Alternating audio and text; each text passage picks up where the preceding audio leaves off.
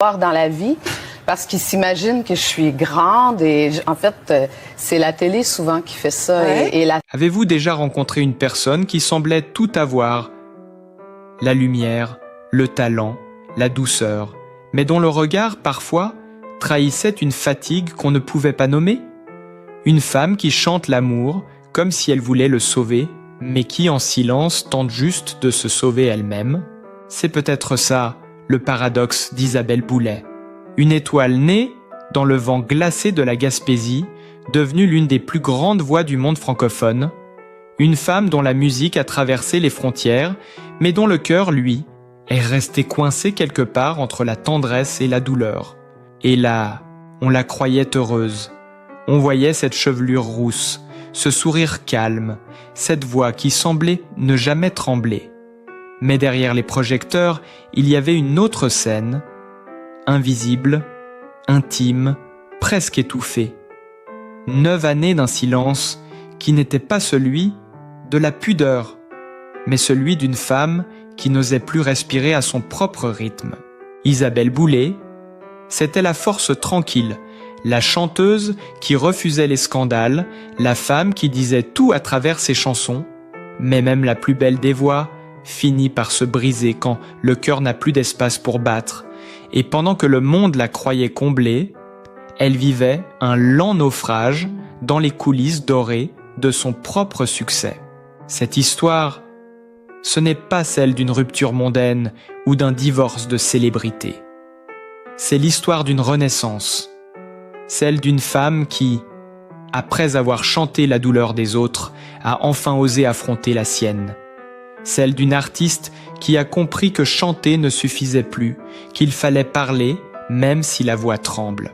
Quand Isabelle a pris la parole pour la première fois sur son passé, le monde s'est arrêté. Les mots étaient simples, mais chaque syllabe vibrait comme une note retenue depuis trop longtemps. Je me suis tue trop longtemps. À cet instant, la diva s'est effacée, laissant place à une femme nue d'émotion, sans costume, sans maquillage, sans rôle. Le public, bouleversé, a compris que derrière chaque chanson, il y avait une cicatrice, et que la sienne, dissimulée pendant 9 ans, venait enfin de se rouvrir. Non pas pour souffrir, mais pour guérir. Parce que parfois, le courage, ce n'est pas de continuer à chanter, c'est de s'arrêter et de dire la vérité. Dès ses débuts, Isabelle Boulay avait quelque chose de différent. Dans les années 90, alors que la chanson francophone se débattait entre pop formaté et voix sans âme, elle arrivait, discrète, presque timide, avec cette chaleur dans la voix qui semblait dire « Je n'ai rien à prouver, juste quelque chose à donner ». Le public, d'abord surpris par sa douceur, a vite compris. Il ne s'agissait pas d'une star, mais d'une présence. Elle ne cherchait pas la lumière, elle la portait déjà. Sur scène, elle se tenait droite, immobile, les yeux fermés. Pas d'artifice, pas de gestuelle excessive. Seulement la voix, pure, suspendue entre la tendresse et la douleur. Chaque note semblait sortir d'un endroit du corps où les mots ne vont plus. Et c'est sans doute pour ça qu'on l'aimait. Parce qu'en l'écoutant, on avait l'impression d'être compris sans rien dire. Mais très vite, le succès l'a happé. Des tournées, des interviews, des récompenses, des flashs. Et elle, qui venait du silence des forêts gaspésiennes, se retrouvait noyée dans le vacarme de la célébrité. Ses proches racontent qu'elle détestait les coulisses, trop bruyantes, les dîners mondains, les micros qui s'allument trop vite. « Je suis à l'aise, seulement quand je chante », disait-elle, comme si la scène était le seul endroit où elle pouvait respirer librement. Pourtant, derrière la maîtrise apparente, il y avait déjà cette tension intérieure, cette impression qu'elle offrait tout à travers sa voix, mais qu'elle ne gardait rien pour elle. Elle donnait tout jusqu'à s'oublier. Les photographes voyaient son sourire, mais peu remarquaient la fatigue dans son regard. La beauté tranquille d'une femme qui porte le monde sur les épaules, sans jamais se plaindre. Et puis, il y avait cette pudeur, cette barrière invisible qu'elle dressait entre elle et les autres. Les journalistes la décrivaient comme mystérieuse, mais c'était plus que ça. C'était une femme qui refusait de se livrer autrement qu'en musique. Les plateaux télé voulaient des anecdotes, elle offrait des silences. Les magazines voulaient des drames, elle offrait des chansons. Elle avait compris très tôt qu'en parlant trop, on perdait l'essentiel, la vérité du ressenti. Et cette vérité-là, elle ne la donnait qu'à ceux qui savaient écouter, mais plus la lumière grandissait, plus son ombre aussi s'étendait. Le contraste devenait saisissant, la voix flamboyante et la femme effacée. Le monde voyait une étoile, elle se sentait parfois comme une passagère dans sa propre vie. Elle disait souvent « Je ne suis pas faite pour le bruit ». Et cette phrase, prononcée d'un ton léger, prenait soudain un sens bien plus grave. Le bruit, c'était le monde extérieur, les caméras, les attentes, les jugements, mais c'était aussi celui, intérieur, de la peur et du doute. Elle avait beau chanter l'amour, au fond, elle craignait peut-être de ne pas le reconnaître s'il se présentait à elle. Parce qu'à force d'apprendre à consoler les autres, elle avait oublié comment se consoler elle-même. Et c'est sans doute pour cela que lorsqu'elle a rencontré celui qui allait bouleverser sa vie, elle y a vu une promesse de paix. Lui, l'homme de loi, la rigueur incarnée, semblait être le contraire de tout ce qu'elle était. Et elle, la femme d'émotion, croyait trouver dans sa force une ancre, un refuge contre la tempête. Mais parfois, ce qu'on prend pour un refuge devient une cage. Les années qui suivirent furent à la fois les plus éclatantes et les plus silencieuses de sa carrière. Ses albums se vendaient par milliers, ses tournées étaient pleines, sa voix n'avait jamais été aussi belle. Mais plus le monde applaudissait, plus son regard se voilait. Certains fans remarquaient qu'elle ne parlait presque plus entre deux chansons. Elle remerciait, souriait, mais on sentait que quelque chose en elle s'était figé, comme si chaque mot pesait trop lourd pour être prononcé. Dans les coulisses, elle s'éclipsait souvent la première. Elle préférait le silence des loges au vacarme des after-parties. Elle écrivait dans des carnets, dessinait des mots qu'elle n'osait pas encore chanter. Des phrases comme « On peut perdre sa voix sans crier ». Personne ne comprenait encore qu'elle parlait d'elle-même. C'est là, dans cette période de gloire et d'enfermement, que s'est installée la fracture entre la femme et l'artiste, entre le bruit qu'on lui imposait et le silence qu'elle cherchait. Et dans ce tiraillement, quelque chose a commencé à se fissurer, lentement. Ce qu'on appelait réserve devenait peu à peu un mur de verre, transparent, élégant, mais infranchissable. Le public voyait une diva sereine, mais à l'intérieur, Isabelle se battait contre un vertige, celui d'être admirée sans être comprise, d'être entourée sans être vraiment vue. Et quand le succès devient une solitude, il n'y a plus que deux choix, s'y perdre ou s'en libérer. Elle ne le savait pas encore, mais le moment de la rupture approchait. Pas seulement avec un homme, mais avec tout un système, toute une façon d'exister. Parce qu'un jour, quand on a trop longtemps chanté pour apaiser les autres, il faut enfin apprendre à s'écouter soi-même. Et c'est là, dans ce fragile entre-deux, que son histoire bascule, entre l'amour et la peur, entre la lumière et le silence, entre la femme qu'on applaudit et celle qui dans l'ombre commence à s'éteindre. Au début, tout semblait presque trop beau pour être vrai. Elle, la voix des âmes fragiles. Lui, la voix du pouvoir, celle qu'on écoute dans les tribunaux, sur les plateaux, dans les coulisses du pouvoir. Deux univers que tout opposait, réunis par un même magnétisme. La force des mots. Isabelle Boulay et Éric Dupond-Moretti, c'était une rencontre entre la poésie et le verbe, entre la tendresse et la tempête. Elle chantait pour apaiser. Lui plaidait pour convaincre. Et dans ce contraste, chacun croyait avoir trouvé chez l'autre ce qu'il lui manquait. On les voyait ensemble, souriants, complices. Elle disait de lui qu'il la protégeait du monde. Et peut-être, oui, au début, c'était vrai.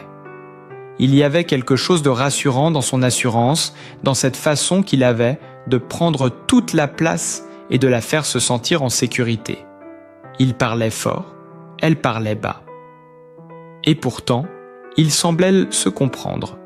C'était une passion d'adulte, un amour qui se voulait mûr, construit, profond. Elle disait « Avec lui, je n'ai plus besoin de jouer un rôle. » Mais parfois, la frontière entre être protégé et être enfermé est plus fine qu'on ne le croit. Les premières années furent un abri. Elle s'éloignait du tumulte médiatique, goûtait au calme des repas partagés, des soirées loin des caméras. Lui, admiratif, la présentait comme une femme de lumière. Ils formaient un couple atypique, presque romanesque, la chanteuse et l'avocat. Mais sous la surface, quelque chose se tendait. Dans cette relation où les mots pesaient lourds, ses silences, à elle, devenaient suspects. Et plus il parlait, plus elle se taisait. Elle disait souvent qu'il occupait l'espace comme un orage. Non pas qu'il soit violent, non, mais tout autour de lui semblait devoir se plier à sa présence, à son rythme, à sa manière. Et elle, habituée à respirer librement dans les mélodies, commençait à manquer d'air dans les phrases trop serrées. Leur amour, au lieu de la faire grandir, commençait doucement à la réduire. Les amis proches parlent d'un glissement imperceptible. D'abord, ce furent des détails, un mot coupé, une opinion corrigée, un ton repris avec douceur mais fermeté. Puis vinrent les absences. Les invitations annulées, les concerts repoussés, les interviews trop intimes qu'il valait mieux éviter. Il disait « Protège-toi, le monde est cruel ». Mais parfois, derrière le mot « protéger » se cachait un autre verbe « empêcher ». Elle-même ne s'en rendait pas compte. Elle croyait à cette idée d'un amour fort, exigeant, presque chevaleresque.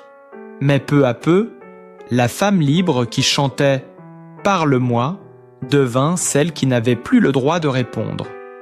Les murs de leur appartement parisien semblaient s'épaissir. Une maison pleine de voix, mais sans écho. Même ses chansons, autrefois vibrantes, semblaient perdre un peu de leur souffle. On disait qu'elle était fatiguée, qu'elle voulait se reposer. En vérité, elle s'effaçait lentement. Lui, absorbé par sa carrière, son image publique, ses combats judiciaires, ne voyait pas toujours la fragilité qu'il créait autour de lui. Il l'aimait sans doute, mais à sa manière, possessive, exclusive, parfois maladroite. Et elle, fidèle à sa pudeur, préférait se taire plutôt que d'exploser. Alors, elle chantait. Toujours, mais différemment. Les chansons d'amour devenaient des confessions codées. Ses textes parlaient de distance, de peur, de solitude à deux. Elle disait « je », mais tout le monde croyait qu'elle chantait pour nous. Dans un de ses carnets, retrouvé plus tard, elle avait écrit « Il veut mon silence parce qu'il croit qu'il m'aime. Mais m'aimer, c'est m'écouter chanter. » Cette phrase, toute simple, résume tout. L'amour qu'elle vivait n'était pas brutal. Il était lent, feutré, comme une brume qui s'installe sans qu'on s'en aperçoive.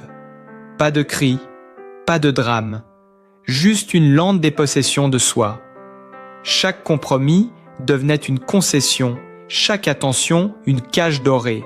Et puis un jour, elle a cessé d'écrire. Les mots ne venaient plus.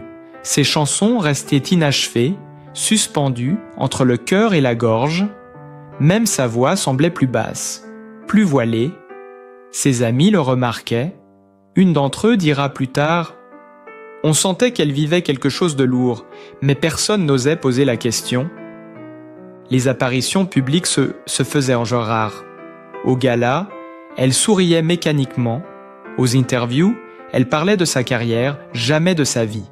Et ce regard, si expressif, semblait désormais flotter ailleurs, comme si elle observait sa propre existence de loin. L'Isabelle lumineuse des débuts n'avait pas disparu. Elle s'était simplement réfugiée derrière le masque de la discrétion, mais sous ce calme apparent, quelque chose se préparait. Un cri retenu, une vérité qu'elle ne pourrait plus taire longtemps. Elle le savait, sans se l'avouer. Il faudrait un jour choisir entre le silence qui protège et la parole qui délivre. Et ce jour approchait, comme une note trop longtemps suspendue, prête à éclater. Il y a des silences qui protègent, et puis il y a ceux qui tuent lentement. Pendant 9 ans, Isabelle avait cru que se taire, c'était préserver la paix, sauver les apparences, éviter la tempête. Mais à force d'avaler les mots, elle avait fini par avaler son propre souffle. Et un jour, ce souffle s'est brisé. Ce n'était pas prévu. Pas prémédité. Juste une phrase, lâchée au détour d'une interview qui devait parler de musique. Le journaliste lui demandait pourquoi son dernier album paraissait si différent, plus grave, plus intime. Elle a d'abord souri. Puis, dans un murmure presque inaudible, elle a dit « Parce que je me suis tue trop longtemps ». Silence. Dans la pièce, plus personne ne bougeait. Ce n'était pas un effet d'annonce, pas une stratégie. C'était un aveu brut, sans maquillage. Un mot sorti du fond de la gorge, après des années de pression contenue. Et à cet instant, la femme effacée derrière la diva venait de refaire surface. Les jours qui suivirent furent un séisme. Les médias s'enflammèrent. Les plateaux de télévision rejouaient la séquence en boucle. Certains parlaient de courage, d'autres de trahison. Mais ceux qui connaissaient vraiment Isabelle savaient, ce n'était ni une revanche, ni une provocation, c'était un cri. Pas un cri de colère, un cri de vie. Dans l'entretien complet diffusé peu après, elle raconta, lentement, avec des silences plus lourds que les mots, elle ne chercha pas à accuser. Elle ne donna pas de détails sordides. Elle parla simplement de l'amour qui avait cessé de respirer, de la peur de déplaire, de l'ombre dans laquelle on finit par s'habituer à marcher. Ces phrases seraient être courtes, mais chaque mot portait le poids des années. On sentait qu'elle tremblait. Pas de rage, de soulagement. Elle disait « J'avais l'impression de vivre à côté de ma propre voix. J'étais là, présente, mais absente de moi-même. J'ai longtemps cru qu'aimer, c'était se taire. Mais me taire, c'était mourir. » Des milliers de femmes se reconnurent dans ces mots. Sur les réseaux sociaux, sous les vidéos, les messages affluaient. Merci d'avoir parlé. Merci de nous représenter sans haine. Merci de chanter ce qu'on n'ose pas dire. En un instant, Isabelle était devenue, malgré elle, une figure de courage. Mais elle ne cherchait pas ce rôle. Elle voulait juste se réconcilier avec sa vérité. Ses proches racontent tant que cette nuit-là, après la diffusion de l'entretien, elle n'a presque pas dormi. Elle marchait dans son salon, en silence, comme ivre de cette liberté nouvelle. Un poids tombait enfin de ses épaules. Elle avait peur. Oui, peur de ce que les gens diraient, de la réaction de son ex-compagnon, de la tempête médiatique. Mais quelque chose, en elle, s'était rallumé. « Je respire à nouveau », aurait-elle confié à une amie au téléphone. Ce n'était pas une victoire, c'était une délivrance. Le lendemain, elle reçut un appel inattendu. Une femme, qu'elle ne connaissait pas, lui dit simplement merci. Une survivante, une inconnue parmi tant d'autres. Et dans ce merci, Isabelle comprit que son histoire dépassait la sienne. Qu'en rompant le silence, elle n'avait pas seulement libéré sa propre voix, mais celle de toutes celles qui s'étaient tues par peur de troubler le monde. Ces paroles, pourtant mesurées, avaient fait l'effet d'une déflagration. Le pouvoir des mots simples « je me suis tue trop longtemps », une phrase qui, dans la bouche d'une artiste de cette stature, sonnait comme une chanson, sans musique, mais d'une justesse absolue. Son regard, lors de cet entretien, reste gravé dans la mémoire collective. Ni colère, ni rancune. Juste une immense fatigue, celle d'avoir porté trop longtemps un rôle qui n'était pas le sien. Elle n'était plus la chanteuse parfaite, ni la compagne exemplaire, elle redevenait une femme, fragile, vraie, vivante. Ce moment, filmé dans un clair-obscur, presque pictural, ressemblait à une scène de cinéma. La caméra fixe, la lumière douce sur son visage et cette phrase suspendue. On m'a souvent dit que ma voix apaisait, mais aujourd'hui, c'est elle qui m'a sauvé. À cet instant, elle n'était plus une artiste. Elle était l'incarnation même du courage silencieux. Le choc fut tel que même ceux qui la critiquaient se turent. Le silence, cette fois, n'était plus celui de la peur, mais celui du respect. Parce qu'il y a des vérités qui ne s'expliquent pas matcha. Elles se ressentent. Et celle d'Isabelle, prononcée sans haine, sans cri, touchait droit au cœur. Dans les semaines suivantes, tout changea. Ses interviews prirent un ton nouveau. Elle parlait lentement, choisissait ses mots, mais sans détour. « Je n'ai plus peur de la lumière », disait-elle. Ce n'était plus la même femme. Pas une survivante en colère, pas une victime. Une femme debout, réconciliée avec sa propre voix. Son visage semblait plus apaisé, son rire plus rare, mais plus vrai. On aurait dit qu'elle revenait d'un long voyage à travers elle-même.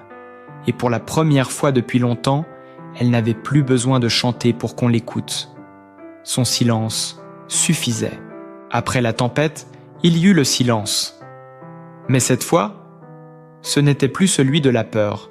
C'était un silence qui soigne, un silence plein de souffle, de lumière et de recommencement. Dans les mois qui ont suivi sa confession, Isabelle Boulay s'est retirée loin du tumulte. Plus de micros, plus de caméras, plus de questions. Elle est retournée là où tout avait commencé, chez elle, en Gaspésie, la mer, le vent, la neige.